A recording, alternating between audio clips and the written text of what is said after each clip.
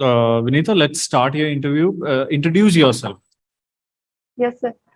Sir मेरा नाम विनीता है। मैं राजस्थान के जयपुर जिले की निवासी हूँ।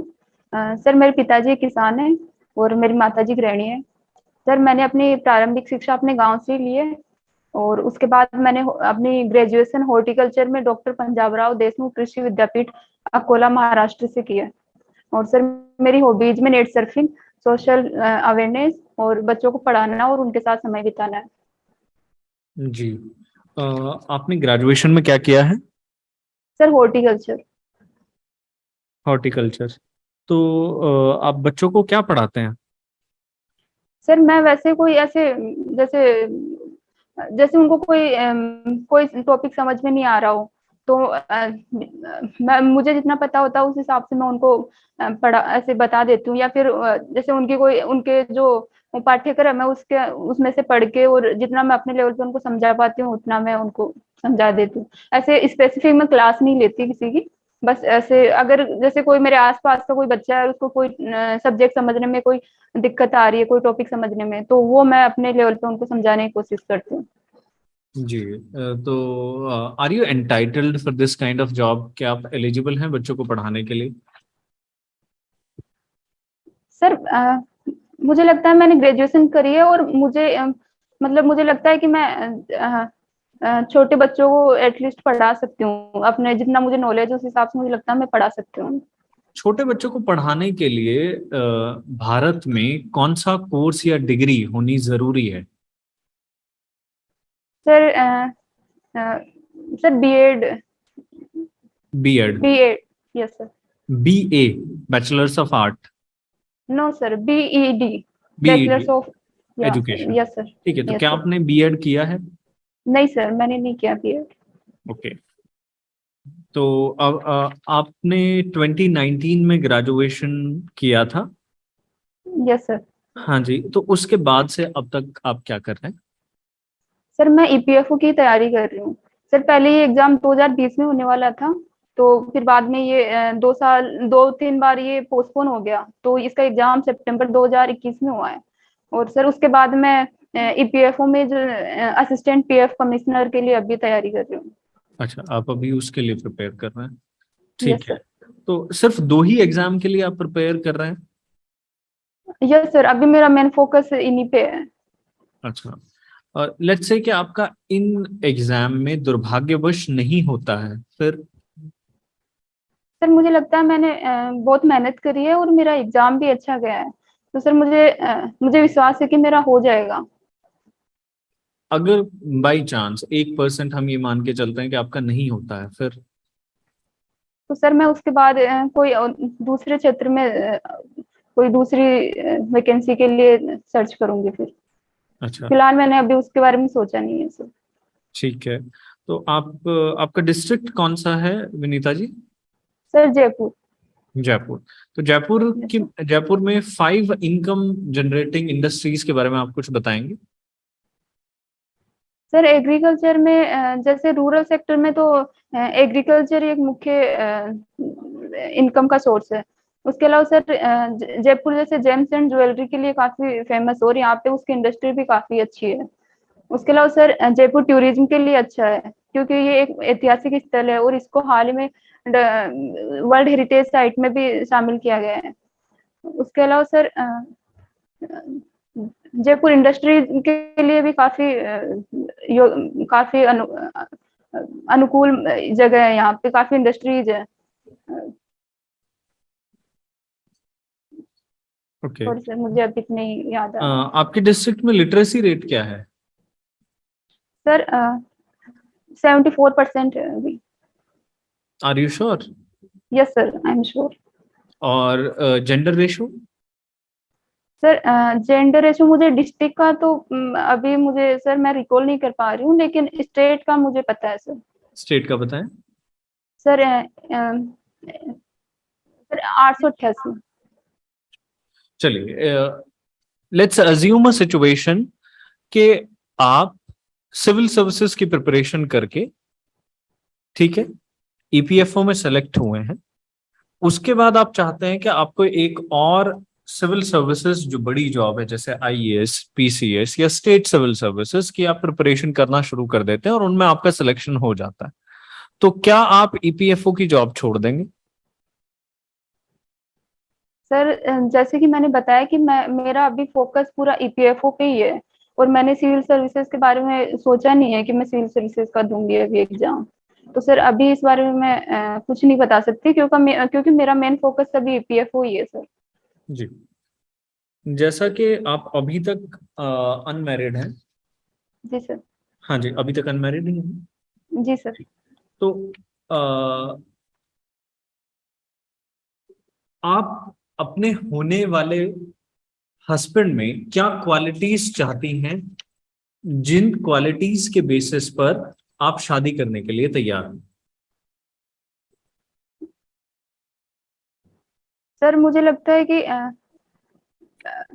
एक ऐसा इंसान जो अपने लक्ष्य को लेकर टारगेट हो, जिनमें जिसमें हमेशा कुछ अच्छा, मतलब अपनी लाइफ में कुछ अच्छा करने की जिसमें जिज्ञासा हो।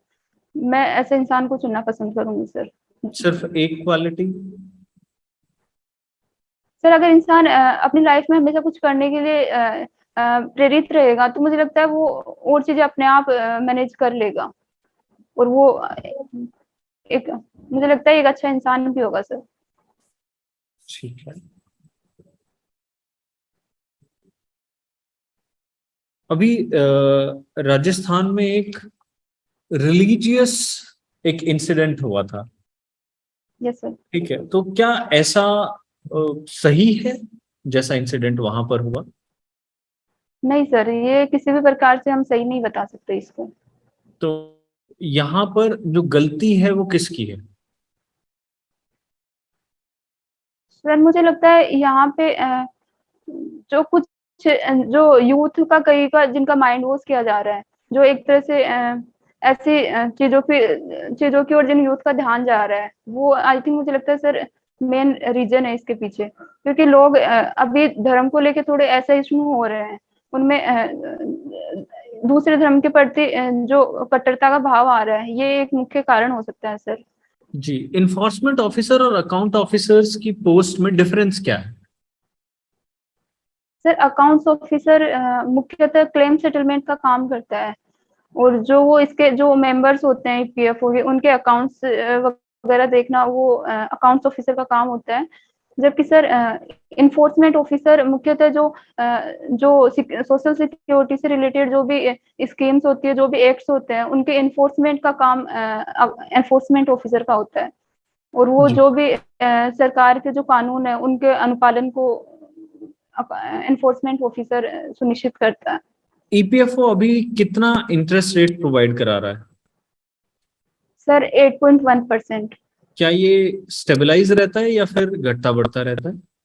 नहीं सर, ये समय के मतलब ये 8 से 9% के बीच में रहता है, और ये इसके बीच में कम ज्यादा होता रहता है सर, ये स्टेबलाइज नहीं रहता। इसे कम ज्यादा कौन करता है, ईपीएफओ या फिर गवर्नमेंट? सर ये जो ईपीएफओ की जो मेन बॉडी है, जो जो संचालित करती है, सेंट्रल बोर्ड ऑफ ट्रस्टी, वो निर्धारित करती है कि कितना इंटरेस्ट रेट रखा जाएगा। जैसे आपने ग्रेजुएशन की है हॉर्टिकल्चर एंड सॉइल साइंस में, तो यस सर। आप कैसे ईपीएफओ को हेल्प करेंगी? सर मुझे लगता है हॉर्टिकल्चर सर हॉर्टिकल्चर में काफी समस्याएं हैं अभी, और जो अभी ईपीएफओ की गवर्नमेंट की ये गवर्नमेंट जो नए लेबर कोड से ये प्रावधान कर रही है कि इसमें एग्रीकल्चर लेबर्स को भी अब इसमें शामिल किया जाएगा सोशल सिक्योरिटी के क्षेत्र में। तो सर मुझे लगता है कि मैं जो एग्रीकल्चर लेबर है उनकी समस्याओं को मैं अच्छे से समझ पाऊंगी, और उनके लिए मैं अच्छे से काम कर पाऊंगी।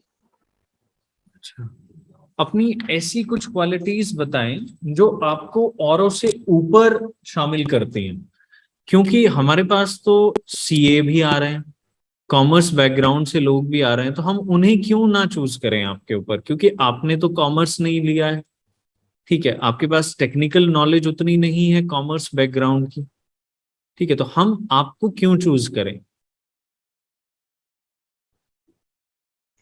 सर मुझे लगता है मैं अपने काम के प्रति बहुत समर्पित भाव से अपना काम करती हूँ और पूरी लगन और धैर्य के साथ अपना काम करती हूँ।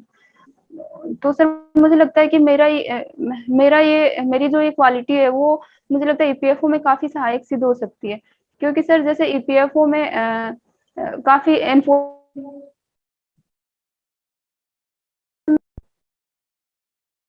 हेलो हाँ जी सर विनीता, आप। आपका इंटरनेट कनेक्शन शायद चला गया था। ओके सर, अभी सर मैं। हाँ जी, हाँ जी। Again, I think there is a problem from your side.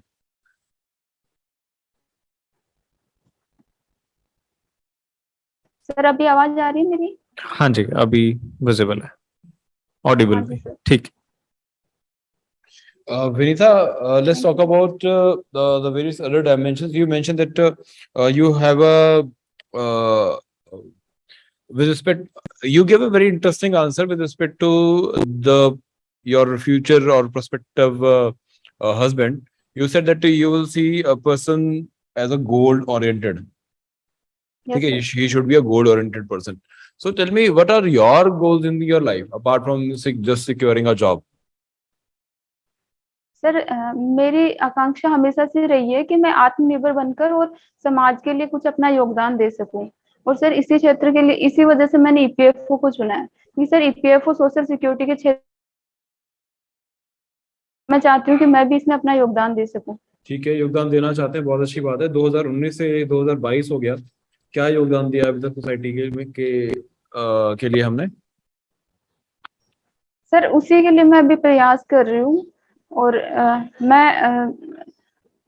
वैसे सर मैं अपने क्षेत्र में, जैसे अपने आसपास में अगर कोई भी ऐसे जैसे मैंने सर मेरी हॉबीज में भी है कि मैं छोटे बच्चों को, मुझे पढ़ाना अच्छा लगता है।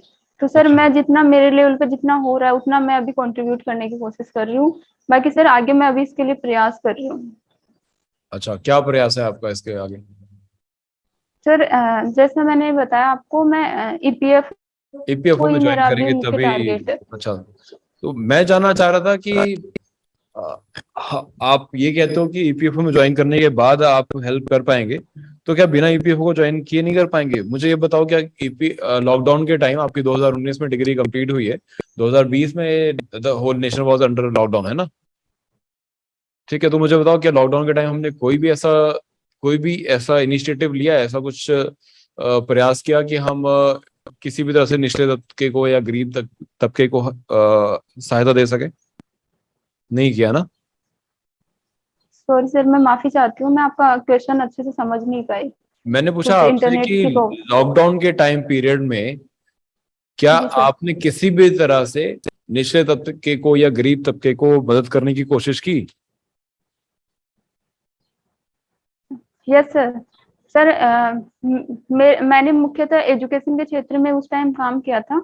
और क्योंकि उस टाइम स्कूल बंद थे, तो सर मैंने मुख्यतः ये पढ़ाने का काम ही किया था उस टाइम छोटे बच्चों को, क्योंकि वो उस स्कूल नहीं जा सकते थे। अच्छा, क्या पढ़ाया आपने, क्या पढ़ाते हो आप? सर वही जो उनको कोई किसी भी टॉपिक पर वो जो समस्या आती है सर, वही मैं मुख्यतः पढ़ाती हूँ। चलिए, मुझे ऐसे कुछ। मुझे टॉपिक समझाइए आप। आपकी जो फील्ड है वो हॉर्टिकल्चर रही है। मैं एक 10 साल का स्टूडेंट हूँ, मुझे आप हाइड्रोफोनिक्स समझाइए, क्या होता है हाइड्रोफोनिक्स? सर हाइड्रोपोनिक्स सर ऐसा एक एग्रीकल्चर का एक ऐसा माध्यम है जिसमें बिना सोइल के पानी के अंदर ही प्लांट्स को ग्रो किया जाता है। बिना सॉइल के कैसे करेंगे? मैंने तो हमेशा जमीन में ही देखा है सारे प्लांट्स उगते हुए, पानी में कैसे होगा? वो तो सड़ जाएगा। मेरे मम्मी तो यही बोलते हैं, पानी में सड़ जाता है प्लांट। नहीं सर, उसमें ऐसे न्यूट्रिएंट्स डाले जाते हैं जिससे प्लांट अच्छे से ग्रो कर पाता है। और न्यूट्रिएंट ये क्या होता है देखा जाता मैडम? है न्यूट्रिएंट क्या होता है? सर, ऐसे पोषक तत्व है जो जो प्लांट को ग्रो करने के लिए जरूरी होते हैं।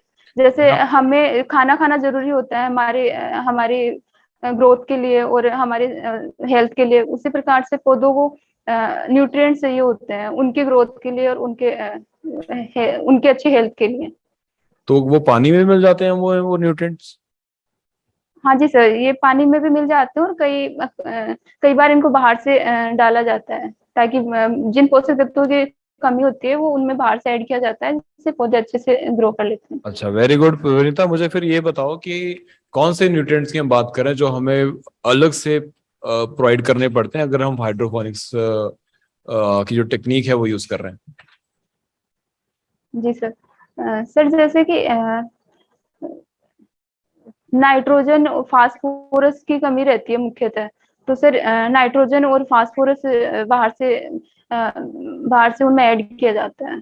अच्छा, अगर मैं नेचर में पूछूं, in the natural condition soil में क्या कॉम्पोजिशन है नाइट्रोजन फॉस्फोरस का? सर अभी सभी सर रिक्वायर्ड है वो पूछ रहे हो आप, या फिर in the normal composition of soil profile. Sir exact तो मुझे नहीं पता सर, लेकिन सर जो इंडियन सॉइल है उसमें नाइट्रोजन और फॉस्फोरस की काफी कमी रहती है। एग्जैक्ट नहीं सर मैं माफी क्लियर। चाहूंगी, मुझे एग्जैक्ट मुझे पता नहीं है। विनीता, कभी हम अपनी स्टेट से, जयपुर से बाहर निकले हैं? अपने राजस्थान से कहीं बाहर निकले हो आप? सर मैंने बताया जैसे कि मैंने अपनी ग्रेजुएशन अकोला महाराष्ट्र हाँ, से अपार्ट की है। फ्रॉम योर ग्रेजुएशन जी नहीं सर। कहीं जाना चाहते हो? मुझे कोई 3 प्लेसेस बताइए जहां पे आप जाना चाहेंगे, विजिट करना चाहेंगे।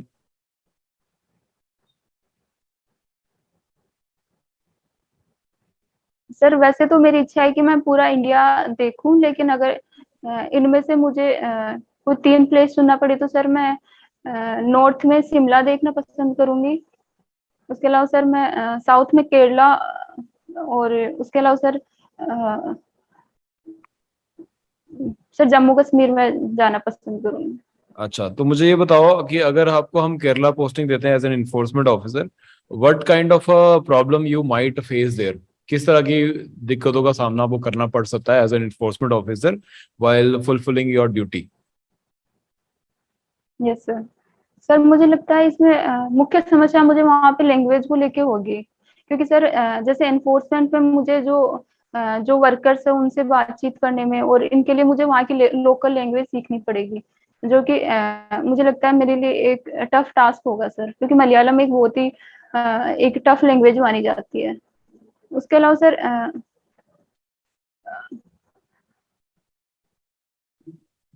सर बाकी सर मुझे लगता है कि सभी जगह मुझे लगता है जो वर्कर से रिलेटेड प्रॉब्लम्स है वो मुझे लगता है सर सभी जगह सेम ही है। सभी जगह मुझे सेम कैसे? आपके लिए तो प्रॉब्लम ज्यादा है, आप तो कभी अपने शहर से बाहर भी नहीं निकले हो। आपको नहीं लगता एज अ गर्ल आपको ज्यादा दिक्कत आने वाली है अपने फैमिली की प्रोटेक्टिव एनवायरनमेंट से बाहर निकल के काम करने में? नहीं सर, मुझे लगता है सर एज ए फीमेल मुझे नहीं लगता कि मुझे अलग से कोई ज्यादा दिक्कत होगी। मुझे लगता है जितनी भी दिक्कत है वो मेल और फीमेल सबको बराबर होती है इन्फोर्समेंट जैसे काम के लिए। तो सर मुझे लगता है कि आजकल फीमेल भी हर काम करने में सक्षम है, और वो हर काम अपने दम पर कर सकती है। हाँ, तो फिर मुझे बताओ, फिर उत्तर प्रदेश गवर्नमेंट क्यों ये नोटिफिकेशन लेके आई है कि नाइट शिफ्ट्स में भी फीमेल्स काम नहीं करेंगी? ऐसी इसकी क्या जरूरत थी?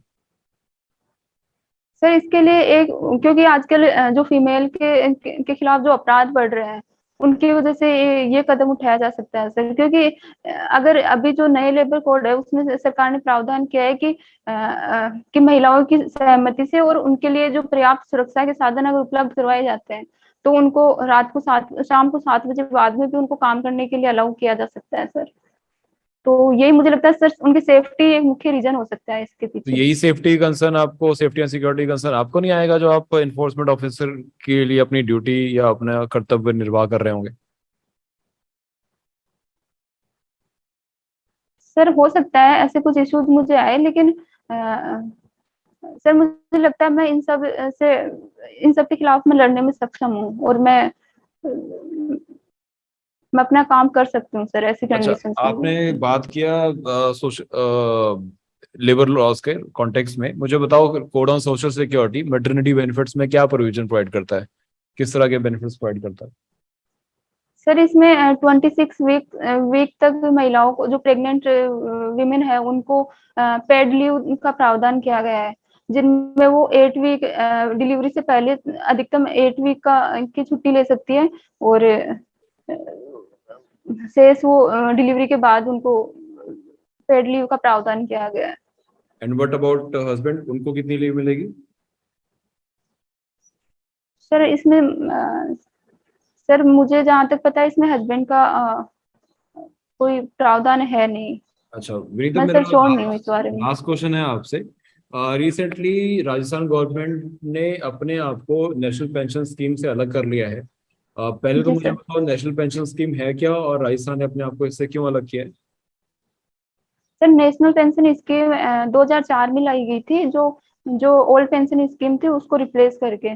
और सर इसमें ये प्रावधान किया गया है कि जो अभी जो एम्प्लॉय का जो सोशल सिक्योरिटी के लिए जो पैसा है वो अब शेयर मार्केट में लगाया जाएगा। पहले इसको सरकार रेगुलेट करती थी, लेकिन अब ये शेयर मार्केट के थ्रू रेगुलेट होगा। हेलो विनीता।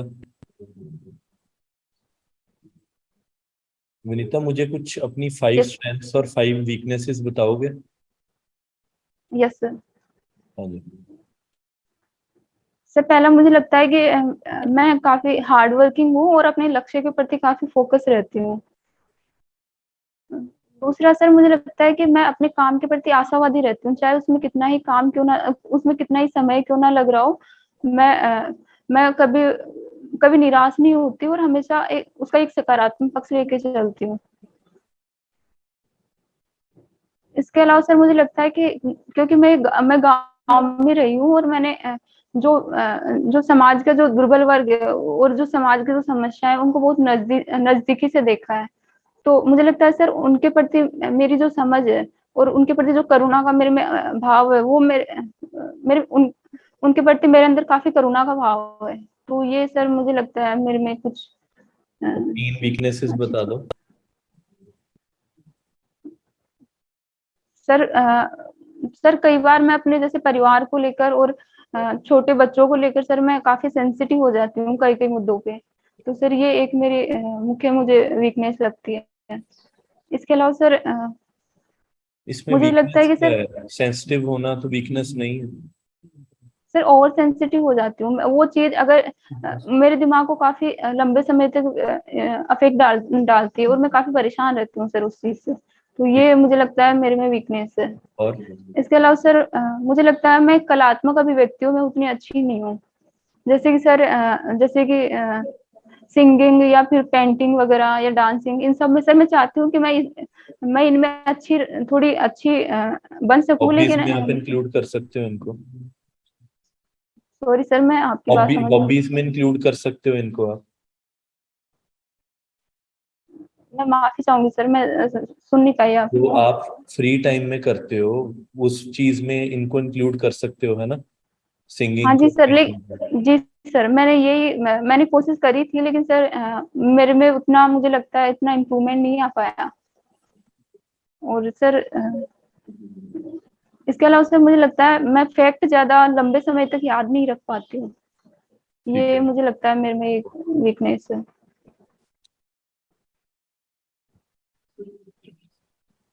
ठीक है विनीता, हम अभी फीडबैक के साथ शुरू करते हैं। Okay sir, just thank give you sir. Just give us 2 minutes। Okay sir, thank you sir. Vinita, we have 2 or 3 more questions. Yes sir.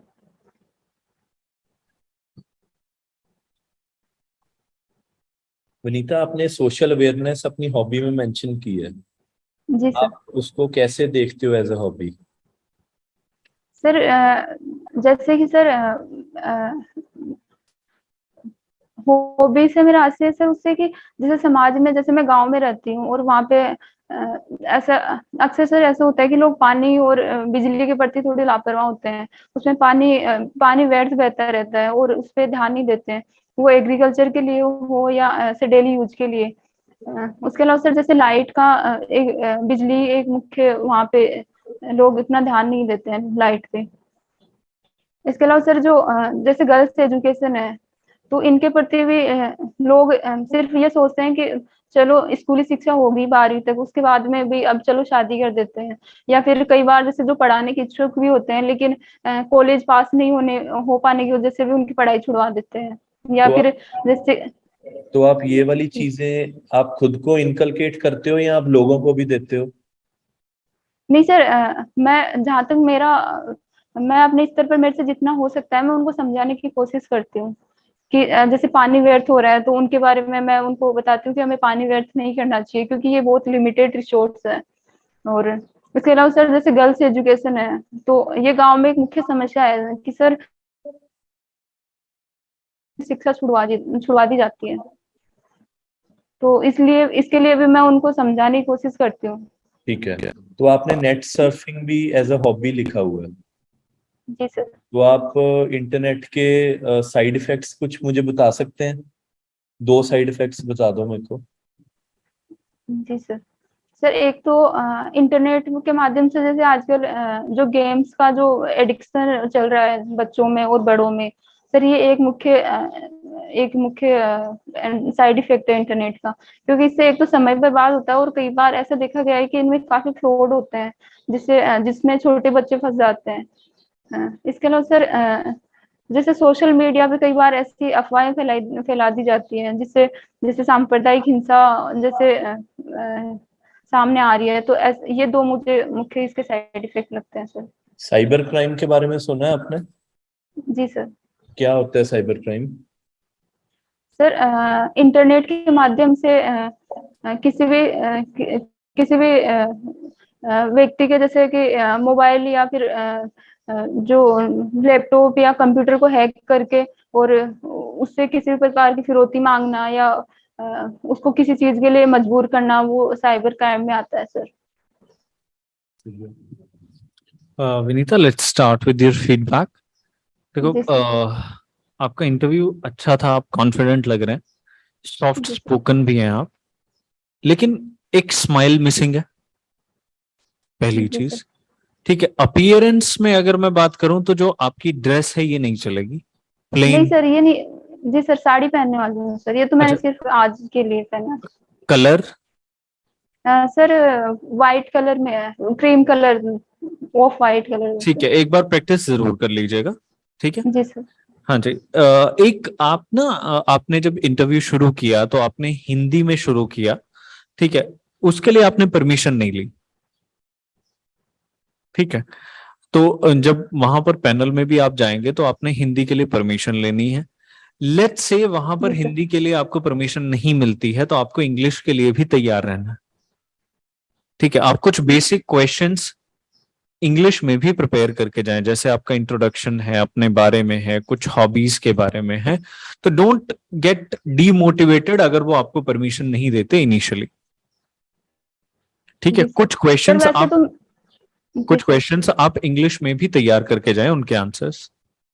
Ji sir. ठीक है, कई बार ऐसा हो जाता है कि पैनल में जो मेंबर्स हैं वो नॉन हिंदी स्पोकन स्टेट से हैं। ठीक है, तो वहां पर थोड़ा सा प्रॉब्लम आ सकती है। ठीक है, एक कई बार ऐसा हुआ है कि आपने जो क्वेश्चन का आंसर दिया है, ठीक है, वो क्वेश्चन से रिलेट नहीं कर रहा। क्वेश्चन कुछ और पूछा गया और आंसर आपने कुछ और दिया है, तो उस चीज का आपने ध्यान देना है कि आपने टू द पॉइंट आंसर करना है। ठीक है, आप रैंडमली सोच नहीं सकते, आप बिना परमिशन लिए गेस भी कर रहे हैं। आपने देखा होगा, आप कह सकते हैं कि सर क्या मैं कुछ देर के लिए सोच सकती हूँ। ठीक है, आप ये पूछ करके भी आगे प्रोसीड कर सकते हैं। ठीक है विनीता, समझ रहे हो? सॉरी सर वो थोड़ा नेट इशू आ गया था। कोई बात नहीं।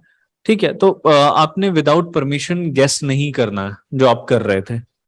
ठीक है, सोचना भी है तो एक परमिशन ले लें थोड़ी देर के लिए और तब उसके बाद सोचें और अपना जवाब आराम से दें। आपकी जो स्पीकिंग है वो फास्ट हो रही है थोड़ा। ठीक है, जी सर। नर्वसनेस की वजह से है, थोड़ा सा उसे स्लो रखें। ठीक है, जी सर। वैसे आपका कॉन्फिडेंस ठीक है, सॉफ्ट स्पोकन है, पर्सनालिटी अच्छी है, लेकिन अगर इन चीजों पर थोड़ा सा काम कर लेंगे तो आई एम श्योर के अच्छे से आपका इंटरव्यू हो जाएगा। ठीक है। Okay sir. सर जी सर। हाँ जी, हाँ जी पूछो सर। पूछो विनीता। सर पहले आप अपना फीडबैक दे दीजिए फिर बाद में मैं आपसे क्वेश्चन करूंगी, जो बिल्कुल, मेरे यही क्वेश्चन होंगे। यही अप्रोच हमने इंटरव्यू में भी रखना है। ठीक है, कि पैनलों को भी काटना नहीं है। ठीक है, ध्यान रखना है इस बात का कि हम उनको इन बिटवीन इंटरप्ट ना करें जी कभी। सर। ठीक है, और अच्छी बात है आपकी ना, पर्सनैलिटी बहुत अच्छी है। लास्ट टाइम हमने जब इंटरव्यू करने का कोशिश किया था, तब से अभी मैं वैसे ही काफी फर्क देख रहा हूँ। अब हम थोड़े कंफर्टेबल भी हो गए है ना, तो यही अप्रोच जी रखना सर। है। बहुत अच्छे आंसर दिए, कई क्वेश्चन के आपने बहुत अच्छे आंसर दिए। आपसे मैंने बच्चों को कैसे पढ़ाते उसके लिए पूछा, हाइड्रोफोनिक्स पूछा, आपने अच्छा किया उस पर। ठीक है, बेसिकली वहां पे अप्रोच मैटर करेगी और कॉन्फिडेंस मैटर करेगा, तो वो बहुत अच्छा मेंटेन किया आपने। एपीएफओ के भी हमें नॉलेज अंडरस्टैंडिंग अच्छी है, हमने सिलेबस को देखा है, ये अच्छी बात है।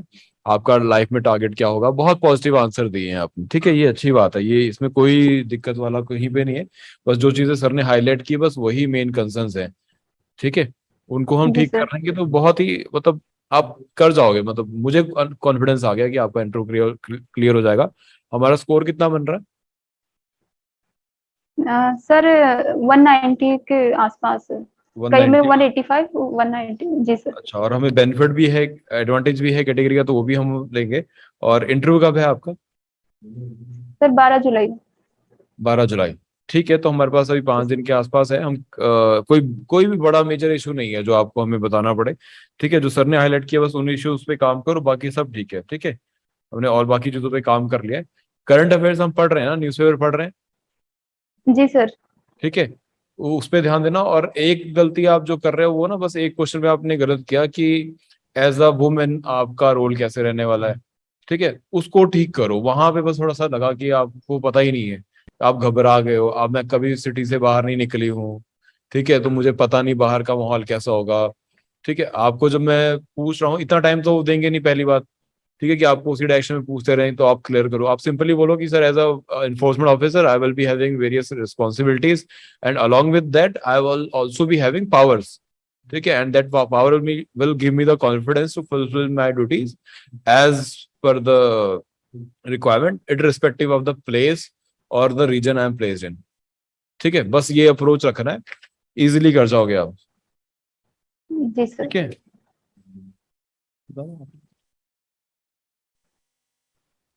विनीता, बस एक चीज का ध्यान रखना है, गौरव सर ने वैसे वो मेंशन कर दिया है। ठीक है, ट्राई टू कीप, मतलब सॉरी, एक छोटी सी स्माइल जरूर रखनी है फेस पे, ज्यादा नहीं। जी ठीक है, सर। पर थोड़ी सी। ठीक है, वो जरूर आपने चीज करनी है, उसमें अपीयरेंस ही चेंज हो जाती है। ठीक है, करो, जी स्माइल सर। करके दिखाओ। ठीक है। ऐसे रखना। हाँ, ऐसे रखना है। ठीक है, All the चलो, best. ऑल द बेस्ट, सारी चीजें ठीक है। हाँ जी, और ओके। 12th को जब आपका इंटरव्यू होगा तो जो इंटरव्यू के क्वेश्चंस हैं वो जरूर भेज दीजिए। ठीक है, जो जो जी आपसे सर। पूछे गए। ओके। हाँ जी। हाँ जी, आपके क्या क्वेश्चंस हैं? सर एक तो हाँ, ये मुझे ना थोड़ा स्माइल का मतलब मैं कैसे इम्प्रूवमेंट लाऊं इसमें, क्योंकि मैं जब भी इंटरव्यू देती हूँ तो मेरा फेस एकदम सीरियस हो जाता है। नहीं नहीं, तो सीरियस होना एक मैंने कोशिश भी करी लेकिन। नहीं, सीरियस होना एक अच्छी चीज है, लेकिन कुछ लोगों से आप पहली बार मिल रहे हो, वो आपके सीनियर्स भी हैं। ठीक है, तो एक थोड़ा सा हल्का एंथुजियाज्म क्रिएट करने के लिए हम स्माइल बोलते हैं। ठीक है, तो वो एंथुजियाज्म दिखता है, ऐसा नहीं है कि आप वहां डरे हुए बैठे हैं, आप एक कॉन्वर्सेशन कर रहे हैं। ठीक है, वो इस तरीके का है, तो कॉन्वर्सेशन में थोड़ा हंसते रहना, मुस्कुराते रहना, ये थोड़ा सा है। ठीक है, मतलब हंसना नहीं है, थोड़ा सा स्लाइट स्माइल रखनी है। ठीक है। हाँ जी, और कोई क्वेश्चन? हाँ सर, ये मेरी जैसे मैं बोल रही हूँ तो मतलब बहुत ज्यादा फास्ट बोल रही हूँ क्या मैं उसमें? नहीं, थोड़ा सा तेज लग रहा है मुझे। ठीक है, इसीलिए मैंने आपको पॉइंट आउट कर दिया कि थोड़ा सा धीरे, थोड़ा धीरे। इसकी रिकॉर्डिंग मिल जाएगी आपको। ठीक है, कमल सर से बात कर लेना, आप रिकॉर्डिंग ले लेना। ठीक है, आपको खुद पता चल जाएगा। ठीक है, उसे थोड़ा सा ओके स्लो सर। करना है बस। ठीक है। Okay sir. हाँ जी, ओके जी, all the best. Thank you sir. All the best. Thank you.